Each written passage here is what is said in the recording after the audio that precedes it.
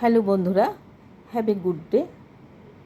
একটা সুন্দর রেসিপি নিয়ে এসেছি আজকে। তবে রেসিপিটা কিন্তু আমার বাড়িতে প্রচুর হয়। আমি করোনাকালীন থেকে শুরু করেছি, তার আগে কিন্তু হতো না। এটা হচ্ছে ডাক বাংলো। ডাক বাংলো জন্য আগে কি করতে হবে, মশলা তৈরি করতে হবে। এই যে প্রথমে নিয়ে নিয়েছি স্টার এনেজ আর কালো এলাচ, দারচিনি, আর নিয়েছি ছোটো এলাচ।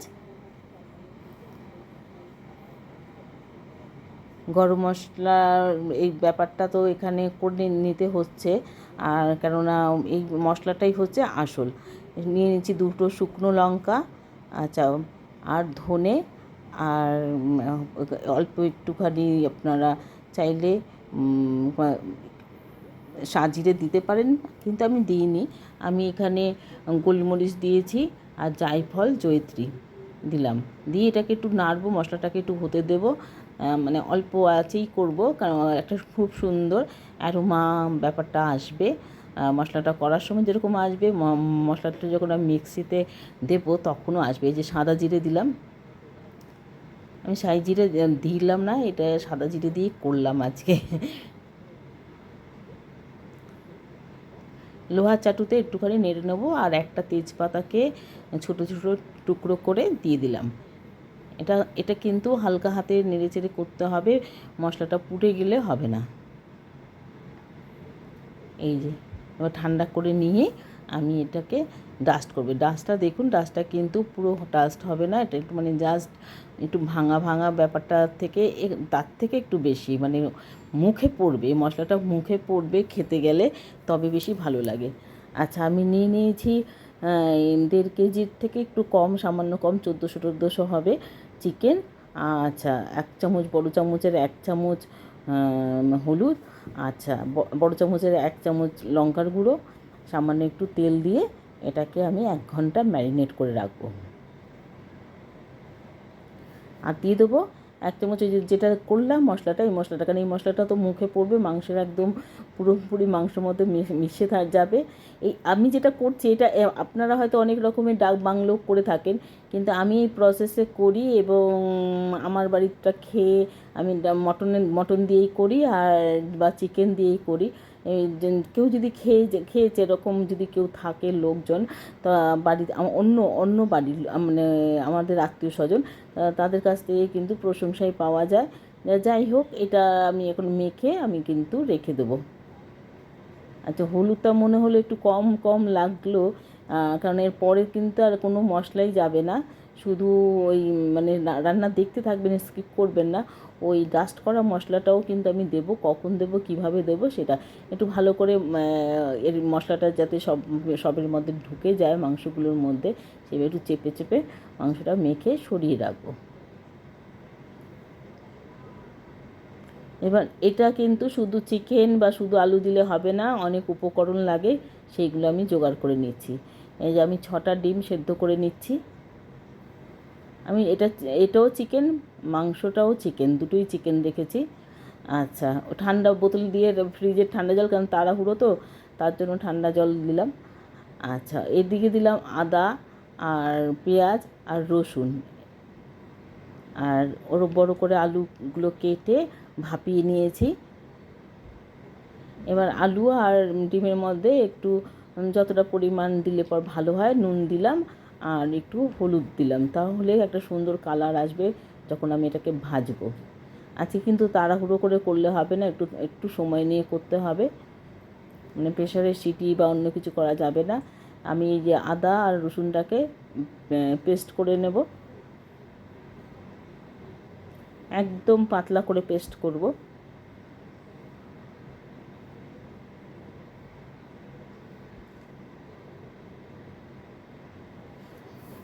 আলু ও ডিমের গায়ে হলুদ নুনগুলো ভালো করে বসিয়ে দিচ্ছি, যাতে এদের মানে দেখতে সুন্দর লাগে। এদের ড্রেসিং করিয়ে দিয়েছি, মেকআপ, হলুদ গায়ে হলুদ ব্যাপারটা যে সেরকম পুরো একদম হলুদ বর্ণ করে দিয়েছি। সর্ষের তেল নিয়ে নিলাম কড়াইতে, পুরো রান্নাটাই কিন্তু সর্ষের তেলেও হবে। আমি চিকেনে সামান্য 1 চামচের মতো তেল মেখেছিলাম, কারণ কেননা বেশি তেল তো এখনকার দিনে খাওয়া উচিত নয়, কেন তেলে অনেক ভেজাল থাকে, তার জন্য কিন্তু এই রান্নাটাতে কিন্তু অনেক বেশি তেল যায়, আমি কিন্তু তেলটা বেশি দিলাম না। যাই হোক, আমি একটু এই যে আলুগুলোকে, যে সেদ্ধ করা আলুগুলোকে ভেজে নিচ্ছি।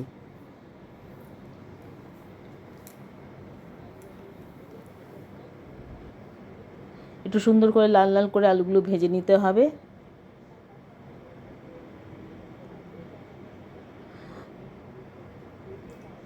আপনারা যদি মানে আমি তো আলু ভাপিয়ে নিয়েছি, তাই আমি আলুটাকে ঢাকলাম না। এই যে আদা রসুনের পেস্টটা,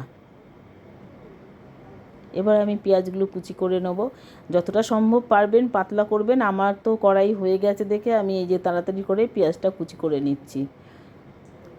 তার উপর আমি তো বসতে পারি না, দাঁড়িয়ে দাঁড়িয়ে তরকারি কাটি, সব সমান হয়নি। যে পেঁয়াজগুলো দিয়ে দিয়েছি, আর রসুন, এর ওপরে রসুন দিলাম, পেঁয়াজ ভাজার পর রসুন দিলাম। পেঁয়াজটা যে দিয়েছি সেই ছবিটা আমি দেখতে পাচ্ছি না, তেলের মধ্যে যে পেঁয়াজটা ছেড়েছি। যাই হোক, ওটা মনে হয় ভিডিও করা হয়নি বা জোড়া হয়নি, কিছু একটা হবে। বাটি ধোয়া জল দিয়ে দিলাম, রসুনটা যে পেস্ট করেছিলাম আদা রসুন, সেটা বাটি ধোয়া জলটা দিয়ে দিলাম। এবার আমি একটু কুক হতে দিলাম, ঢেকে দিলাম। আর এই যে লাল লাল করে ভেজে রাখা আলু আর ডিমের ছবিগুলো দেখিয়ে দিচ্ছি, কেননা যদি মিস হয়ে যায়। অনেক সময় কি খেয়াল থাকে না, আর এটা করেছি ওটা করেছি বলে খেয়াল থাকে না, বা করব ভিডিও করব কোনো খেয়াল থাকে না। বারবার করে ঢাকা খুলে মশলাটাকে একটু নাড়াচাড়া করে, কারণ পেঁয়াজগুলো আপনারা দেখতেই পেয়েছেন খুব ভালো ফাইন করে চপ করতে পারিনি।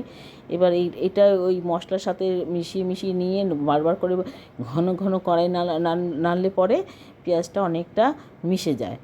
এটা আপনারা যারা রান্না করেন তারা নিশ্চয়ই জানেন। এবার আমি এর ওপরে দেখুন তেল ছেড়ে গেছে, তো এর ওপরে আমি চিকেনগুলো দিয়ে দেবো, যেগুলো ম্যারিনেট করে রেখেছিলাম 1 ঘন্টা আগে।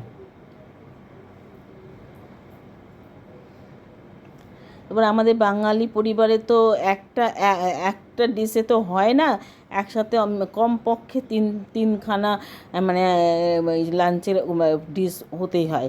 সেই জন্য অন্যান্য রান্নার তাগিদা থাকে বলে আমি একটু তাড়াহুড়ো করে পেঁয়াজটা এরকম কেটেছি। আপনারা কিন্তু ফাইন চপ করলে দেখতেও ভালো লাগবে, এবং রান্না হতে কিন্তু সময় কম লাগে। এবার আমি যেহেতু অন্য রান্নার জোগাড় করতে করতে তখন আমি এই পেঁয়াজটা হতে ঢাকা দিয়ে দিয়ে কম আঁচে করেছি, ও নরম হয়ে গেছে।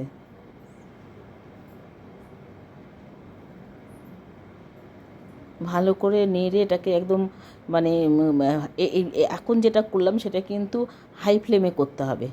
পুরো মশলাটাকে বসিয়ে দেওয়া হচ্ছে, জলটা পেঁয়াজ টেয়াজ থেকে যে জল টল বেরিয়েছে সমস্ত ভালো করে মিশিয়ে নিয়ে ঢাকা চাপা দিয়ে দিয়েছিলাম সেদ্ধ হওয়ার জন্য। এবার সেদ্ধ হওয়ার পরে এই যে সামান্য একটু জল তো চিকেন থেকে বেরোবেই, সেটা বেরিয়েছে। আমি আবারও নেড়ে দিলাম ঢাকনা তুলে। আসলে অন্য রান্না প্রিপারেশন করছি তো, এবার আমি এমনিও এই সময়টা কিন্তু একটুখানি হতে দেবেন, তার কারণ হচ্ছে বাচ্চারা খেলে পর বেশি শক্ত খেতে পারে না। এবার আমি যখন অর্ধেক সেদ্ধ হয়েছে চিকেনটা, সেই সময় ভাজা মশলাটা দিয়ে দিলাম।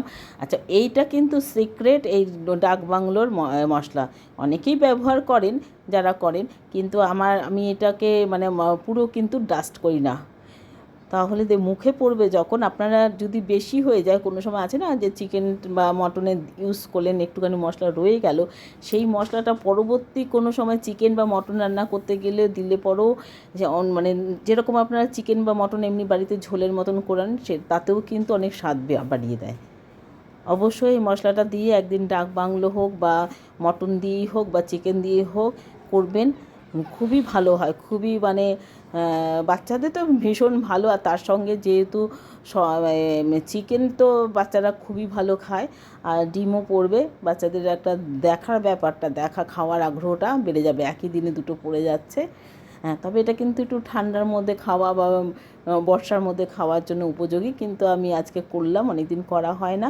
তো বর বললো আমি যে প্রথমে আমি ডিম বার করিনি, এবার বললো যে তাহলে চিকেনটা দিয়ে ডাক বাংলোই করো। আমি ঠিক আছে, আমি ভেবেছি এমনি চিকেন কষা টষা কিছু করব। যাই হোক,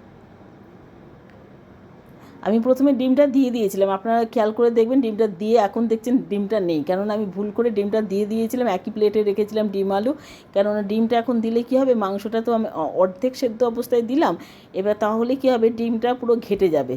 যখন আমি বারবার করে এরকমভাবে কড়াইয়ের মধ্যে খুন্তি চালাবো, তখন সেই সময় কিন্তু মানে ডিমটা খণ্ড হয়ে যাওয়ার একটা চান্স থাকে। সেই খণ্ড হয়ে গেলে যে কুসুমের যে একটা ফ্লেভার, সেটা যদি মাংসে এসে যায়, সেটা কিন্তু ভালো লাগবে না। কেন কুসুমের ফ্লেভারটা ডিমের সাথেই যায়, ডিমের যে কোনো রেসিপির সাথেই যায়, চিকেনের সাথে সেটা বা মটনের সাথে সেটা ভালো লাগবে না। যার জন্য বিরিয়ানিতে দেখবেন বাড়িতে যারা করে বা যারা রেস্তোরাঁয় করে, সবাই কিন্তু ওপর থেকেই পরে পরে একটা দেয়। এই যে এটা একটুখানি ফুটে এসছে, এবার আমি বাড়িয়ে দিয়ে একটু এটার মধ্যে গরম মশলা দিয়ে দেবো। গ্যাসটা তখন কমানো ছিল, এবার বাড়িয়ে দিলাম, কেননা সেদ্ধ হয়ে গেছে চিকেন।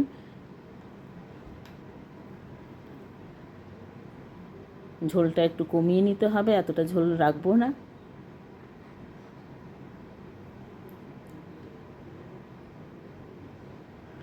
আচ্ছা, নতুন যারা সাবস্ক্রাইবার করেছেন তাদের জন্য অসংখ্য ধন্যবাদ, সেই বন্ধুদের জন্য, যারা আমার কথা রেখেছেন, আমার মান রেখেছেন। আবার আর দেখুন, সকালবেলা লুচি টিফিনের হচ্ছে, লুচি ভাজা হচ্ছে। আর যারা এখনও বন্ধু হয়ে ওঠেননি, সাবস্ক্রাইব করেননি, তাদের কাছে যদি এই ভিডিওটা শেয়ার করা হয় বা তারা যদি কোনোভাবে দেখে আমাকে সাবস্ক্রাইব করেন, তাদের জন্য আগাম শুভেচ্ছা জানাচ্ছি। একজন মানুষকে এগিয়ে দেওয়ার জন্য আরেকজন মানুষেরই হাতের প্রয়োজন হয়, আর সেটা বন্ধু হোক, যে কোনো বয়সের বন্ধু হতে পারে। একজন 90 বছরের সাথে একজন 45 বছরের বন্ধুত্ব হতে পারে, আবার একজন 45 বছরের সাথে একজন 14 বছর বয়সের বন্ধু হতে পারে। হ্যাঁ, যেরকম মা ছেলের মধ্যে খুব ভালো বন্ধু হয়, আবার বাবা মেয়ের মধ্যে খুব ভালো বন্ধু হয়, সেরকম। আমি এটাকে একটা সার্ভিং বলে তুলে নিচ্ছি। আমি কিন্তু খুব ভালো সাজাতে পারি না, আমি কিন্তু ক্ষমা চেয়ে নিচ্ছি। আমি একদম ডেকোরেশন করতে পারি না। যত ভালো আমি রান্না বা ঘর সাজাতে পারি, আমি রান্না করার পরে এই যে একটা ডেকোরেশনটা কিন্তু অনেক সময় কী হয়, এত সুন্দর এক একজন করে যে খুবই সুন্দর। যেমন আলপনা খুব সুন্দর করে করলে পরে অল্প, মানে কোনো সেরকমভাবে সুন্দর না করলেও দেখতে ভালো লাগে। এক একজনের এক একটা কায়দা জানে, সেটা তাদের প্লাস পয়েন্ট, অবশ্যই তাদের প্লাস পয়েন্ট। আমার এটাতে আমি একদম মাইনাস। আমি দেখুন দিশাই পাচ্ছি না সাজাতে। রান্না করে ফেললাম পুরো নিজে জোগাড় করে, অথচ প্লেট একটা সামান্য সার্ভিং ট্রেতে আমি সাজাতে পারছি না। আচ্ছা, ওপর থেকে একটু পেঁয়াজ দিয়ে দিলে মনে হয় ভালো হবে। এই যে একটুখানি কষা কষা ঝোল দিয়ে দিলাম, কারণ এখানে ঝোলটা পড়েনি, শুধু ওপর থেকে তুলে দিয়েছিলাম সব কিছু। হ্যাঁ, এটার উপর দিয়ে দিলাম গ্রেভিটা। এবার কিছু পেঁয়াজের স্লাইস কাটা ছিল, সেটা দিয়ে দিলাম। আপনারা অবশ্যই ট্রাই করবেন, আমার সঙ্গে থাকবেন, আমার ভিডিওসগুলো দেখবেন, বড়দের শেয়ার করবেন।